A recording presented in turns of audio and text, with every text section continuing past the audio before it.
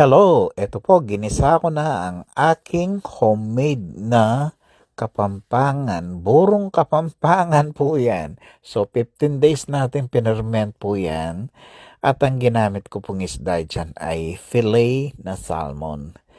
Ah, for me, napakasarap yung salmon compared dun sa tilapia at saka kung anong isda pa. Medyo malansa.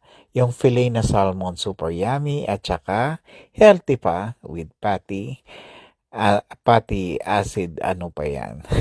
So, swak no swak dyan sa ating mga puso. Alright. So, meron siyang fish oil dyan yun dun sa ano natin, dun sa salmon natin. So, yung fatty acids, napakasarap po niyan, eterno dun sa inihaw nating isda at saka inihaw na talong at saka okra. At saka po yung romaine lettuce. Ako mas gusto ko yung romaine lettuce kaysa sa pechay or mustasa. Kasi medyo